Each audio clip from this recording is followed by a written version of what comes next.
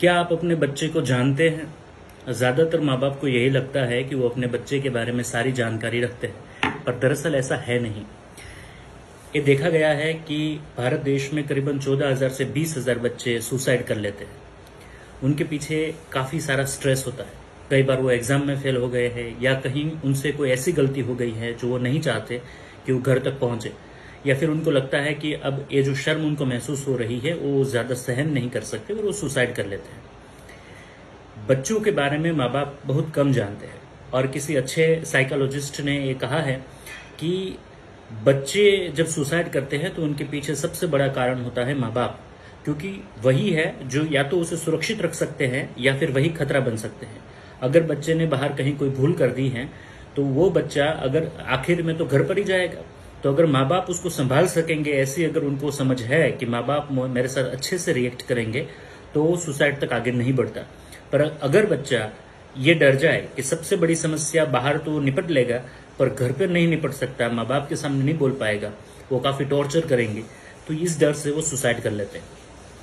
पर मैं आज आपको ये बताना चाहता हूं कि क्या ऐसा कोई तरीका हो सकता है जिससे मैं अपने बच्चे के बारे में सारी जानकारियों को हासिल कर सकूं, वो क्या सोचता है, कैसा सोचता है, मैं बता सकूं। तो जवाब है हाँ, बिल्कुल ये करा जा सकता है। भारत देश में हजारों साल से एक बड़ी अच्छी परंपरा चलती आ रही है जिसे हम आयुर्वेद की परंपरा कहते हैं। आयुर्वेद में बच्चे के साथ मिलकर उनके बारे में कुछ जानकारी लेकर उनके नाड़ी निदान के द्वारा यह पता लगाया जा सकता है कि नेचुरल कैरेक्टर क्या है उस बच्चे का। जब हम किसी बच्चे के बारे में उसका नेचुरल कैरेक्टर जान ले तो हमें ये सारी बातें पता चल जाएगी कि उसके साथ कैसे बात करनी है, उसको कौन सी चीजें अच्छी लगेगी खाने में, कौन सी चीजें अच्छी नहीं लगेगी, ऐसी कौन सी परिस्थितियां होगी जो बच्चा हैंडल नहीं कर सकता। और ये भी पता लग सकता है कि उसकी प्रकृति के अनुसार उसको कौन कौन सी बीमारियां हो सकती हैं। एक एस्ट्रोलॉजी इन आयुर्वेदा करके भी एक बड़ा अच्छा कंसेप्ट भारत देश के पुरातन समय से चलता आ रहा है कि उस हिसाब से हमें ये पता लगाया जा सकता है कि ये इंसान को कौन कौन सी बीमारियां हो सकती है, जो कि स्वाभाविक है। अगर आप आयुर्वेद के बारे में थोड़ी सी भी बातें जानते हैं तो आप जान पाएंगे कि ये बड़ा आसान है कि अगर किसी की प्रकृति के बारे में सही पता लगाया जा सके, उनके रूटीन के बारे में और उनके एक्सपीरियंसेस के बारे में अगर सही जानकारी मिल सके तो हम ये प्रिडिक्ट कर सकते हैं कि इनको कैसे कैसे बीमारियां हो सकती हैं। देखिए, 3 किस्म की प्रकृति होती है, वात, पित्त और कफ। तो आप सब जानते हैं, पर कई बार ऐसा होता है कि कुछ इंसानों के अंदर एक से ज्यादा प्रकृति हो, वात और पित्त प्रकृति हो, पित्त और कफ प्रकृति हो, या वात और कफ प्रकृति हो।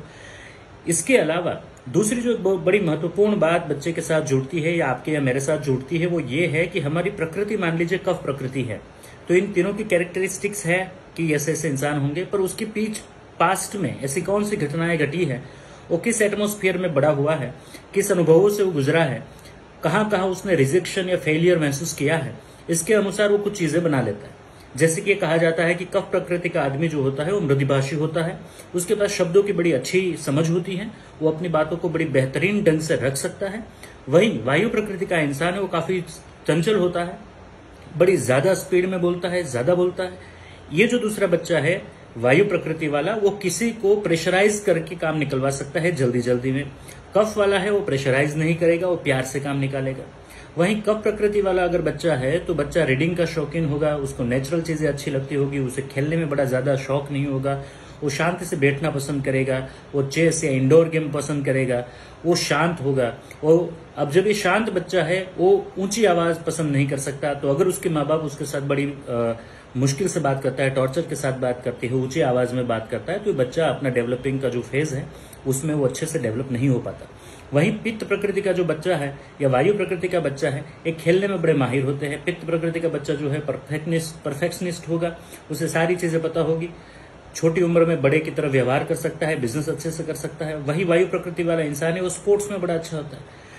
तो अगर आपका जो बच्चा है उसके बारे में सारी जानकारी आपको मिल सके तो आप उसके बारे में सारी ही चीजें फिक्स कर सकते हैं। उसे सीखना है तो किस तरीके से सीख सकते हैं। अगर कफ वाला बच्चा है तो वो जब पढ़ेगा तब सीखेगा।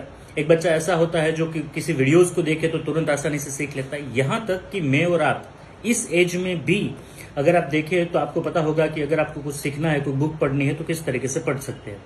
मैं अपनी बात करूं तो मैं बुक बड़ी जल्दी पढ़ लेता हूं, मुझे हार्ड कॉपी चाहिए और मैं जल्दी से उसे पढ़ सकता हूं।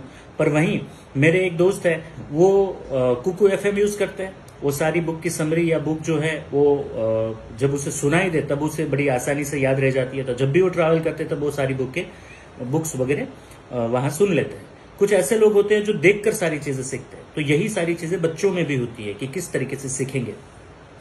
आपका जो बच्चा है वो अगर आप उसे ध्यान से देखेंगे, अगर आप इस बात को समझ पाए तो आपको ये पता चलेगा कि मेरा बच्चा वर्ड स्मार्ट है, वो अच्छे से वर्ड्स प्ले कर सकता है।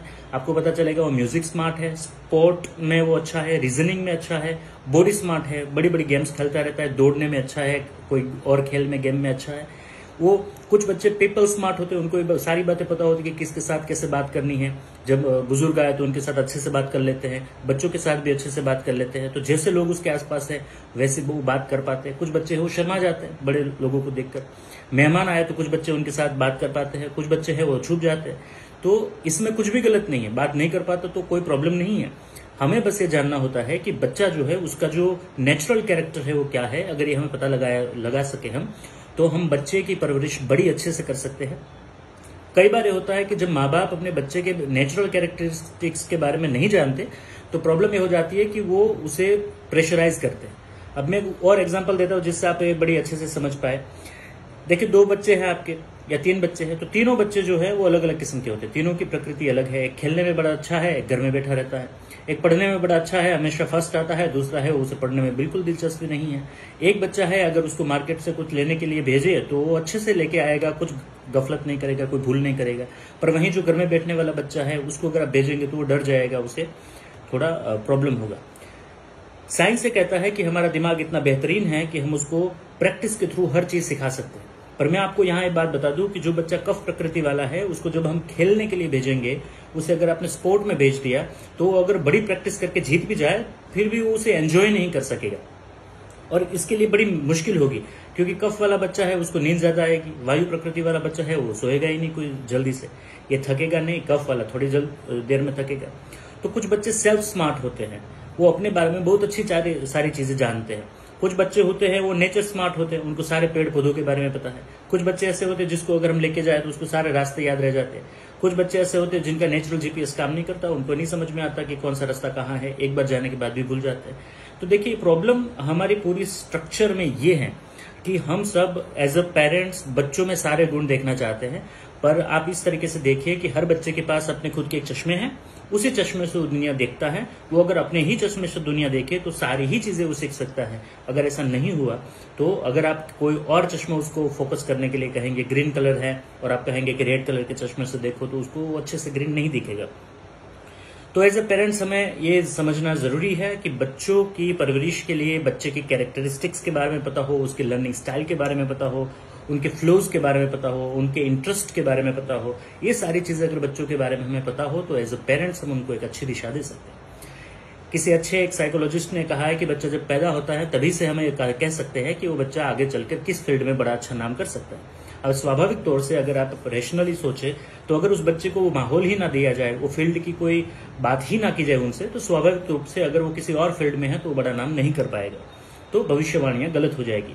पर बच्चे के रूप में, पेरेंट्स के रूप में आपको बच्चों को उस तरीके से तैयार करना चाहिए, उसके बारे में सारी जानकारी रखकर, तो उसके लिए सीखना, समझना, कमाना, पढ़ना सब कुछ आसान हो जाएगा और बच्चा 24 घंटे अच्छे मूड में रहेगा क्योंकि उसके आसपास की दुनिया वो अपनी नजर से देख पाएगा। अब इस वीडियो का कारण यह है कि हम कुछ साल से काम कर रहे थे, उस हिसाब से आयुर्वेद के अनुसार आपके बच्चे के बारे में हम बहुत सारी जानकारी बता सकते हैं। अगर आप नहीं जानते तो आप हमारे साथ जुड़ सकते हैं, आप अपने बच्चे के साथ लेके आइए। कुछ और डिटेल्स भी हमें चाहिए होती है, एक छोटा वीडियो चाहिए होता है जब वो अपने आप खेल रहा है उस समय का, जब उसको पता ना हो, और कुछ और भी डिटेल्स है, पर उसके लिए आप इंक्वायरी कर सकते हैं। हम आपके बच्चे के बारे में सारी ही जानकारी प्रकृति अनुसार दे सकते हैं, जिससे आपको अपने बच्चे के साथ किस तरीके से काम करना चाहिए, किस तरीके से काम लेना चाहिए, ये हम आपको बता सकते हैं। आपके बच्चे के जो नेचुरल कैरेक्टर है वो हम आपको बता सकते हैं, और लिंग्विस्टिक सारी चीजें और नेचुरल उनका जो बहाव है वो हम आपको बता सकते हैं। तो अगर आप अपने बच्चे के बारे में कुछ जानना चाहते हैं तो आप स्वास्थ्य प्रेमी परिवार का संपर्क कर सकते हैं। हम अभी शुरुआत में कुछ 10 बच्चों के लिए ही काम करेंगे, क्योंकि उसकी जो सारी चीजें हम इकट्ठा करेंगे उसको तैयार करने में हमें करीबन 10-12 दिन लग जाते हैं। 10-12 दिन में कई बार हम आपको डिस्टर्ब भी करते हैं, जब हम आपको अपने बच्चे के बारे में कई सारी चीजें भी पूछेंगे। कुछ एक्टिविटीज भी बच्चों से करवाई जाती हैं जिससे हमें पता लगा सके कि इसकी नेचुरल जो कैरेक्टर है वो क्या है, तो आप जुड़ सकते हैं। देखिए, आयुर्वेद के फील्ड में पिछले 5000 साल में बहुत कुछ हुआ था, पर समय के साथ कई सारी चीजें गायब हो गई हैं। हमारा प्रयास, आप कुछ जानते हैं कि हमारा प्रयास ये रहता है कि उन सारी पुरानी चीजों को किस तरीके से हम बेहतर कर सके, और ये तो बड़ी ही प्राकृतिक और बेसिक से आयुर्वेद की बात है जो ज्यादातर लोग जानते हैं। तो अगर आप अपने बच्चे के बारे में सब कुछ जानना चाहते हैं, जैसे हम ज्योतिष के पास जाए और उसकी कुंडली निकाले, उसी हिसाब से आयुर्वेद में भी उसके स्वास्थ्य की, उनकी सोच की, उनके नेचुरल कैरेक्टर की कुंडली निकाली जा सकती है। इस सादी भाषा में हम कह सकते हैं। तो थैंक यू वेरी मच। अगर आपको इस बारे में कुछ ज्यादा जानकारी चाहिए तो आप संपर्क कर सकते हैं, नीचे एक मोबाइल नंबर दिया होगा, आप संपर्क करिए। आइए बैठिए, हम बात करेंगे और फिर देखते हैं। पर जैसे मैंने कहा, हम सिर्फ 10 बच्चों के लिए ही ये करने वाले हैं, तो आप जल्दी से नाम नोट करवा सकते हैं, फिर जल्दी से अपॉइंटमेंट लेके मिल सकते हैं। Thank you very much, bye bye.